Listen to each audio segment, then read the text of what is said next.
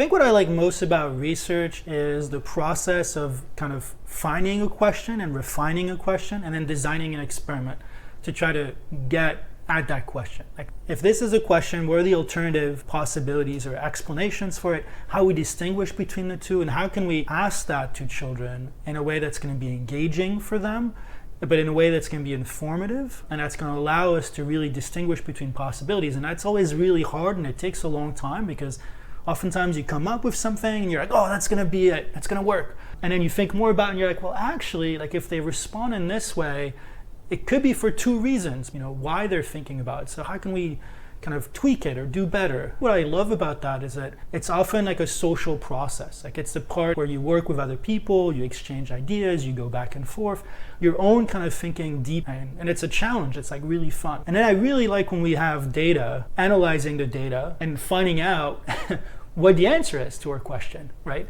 Was our kind of main hypothesis correct, or was the alternative correct? And when you get surprised, it's really cool, because then you're like, oh my God, what's going on? It's not what we thought, and we can try to figure out a new way to figure it out. Or sometimes you're like, oh yes, we were right, and then that's also really exciting. And you think about, okay, what does that mean?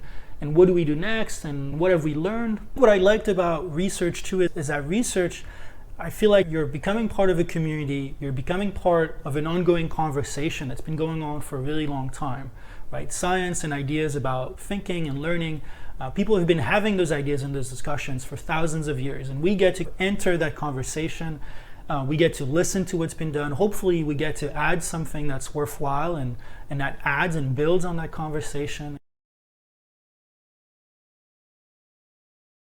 Research can be difficult sometimes. It can feel lonely, right? You also spend a lot of time alone, writing, revising, always learning new things, realizing that you could have done things better. People point that out to you. So you have to have this learning mindset, this idea that that's okay. I'm doing the best I can. I'm learning. I'm constantly getting better. And all this feedback I'm getting is only helping me and us think better about it. And so I think you do have to have, perseverance and resilience and open-mindedness to improving your thinking. But I like that, even though it's not easy all the time. Another thing that can be challenging is how long research takes, right? So you have an idea, you get super excited about it, you develop an experiment, and data collection can take a really long time. You analyze it, you write it, you go through 40 drafts until you feel like, okay, I've got it. You send it out, you get feedback, you revise it again. Maybe you have to revise it again, and then finally it comes out. Maybe that's 2-3 years later, right? So that's a long time, and I think it takes a lot of delayed gratification, and I think that can make it difficult.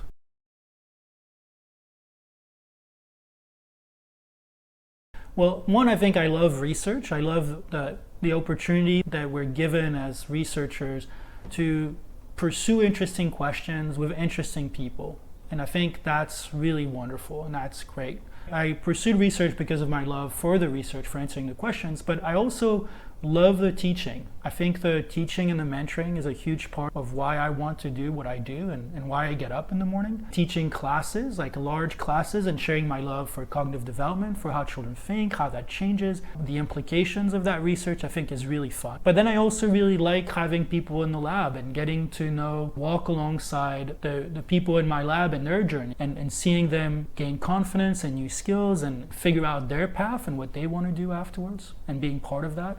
I find incredibly rewarding. I really like working with doctoral students and postdoctoral fellows to kind of think with them and have kind of that intellectual community within our lab together where we're thinking about big questions. I love that. I love that aspect of being with others and thinking together. I feel incredibly lucky and grateful to be able to do that. As every teacher will probably say, the joy of, I think, seeing people take their path and go on their journey and having the opportunity to be part of that, I think is wonderful. I think it's a place where we get to make meaning and have a meaningful contribution to the world, and I like that. I would tell my undergraduate self to spend more time exploring and trying things. I'm always so impressed by the undergraduates in my lab because I didn't do anything like that when I was an undergraduate. I mean, I played sports, I played rugby, I ran, hung out with my friends, which was really fun, and I'm glad I did that. But but I don't think I was very proactive in trying new things. Oh, like maybe I'll get involved in a lab. Like I didn't even know you could do that, So kind of, getting those experiences, maybe trying different things. I would also tell my undergraduate self to take advantage of the resources the university has in terms of connecting you to alumni or people in different fields, right? Like as an undergraduate student, I think everyone's really excited to talk to you in some ways, like, and to give you advice about what you might want to do and to tell you about what their job is like. So maybe I wish I'd done more kind of exploring and learning about what is possible in the world. I'm happy with where I ended up being and the path and the journey I took. I had kind of turns and curves and changes, and that's what makes it rich and I think allows me to do what I do now, but I think looking back, I would have benefited from that. I encourage current undergraduates to do that, really reach out and explore.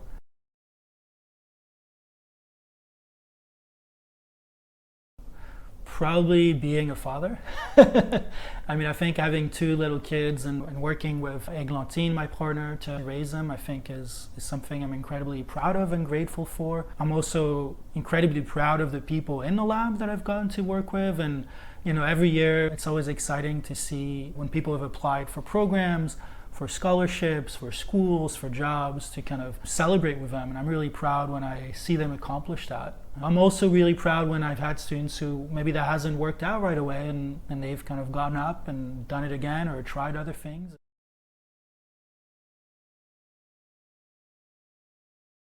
To do good work with good people, and that's it.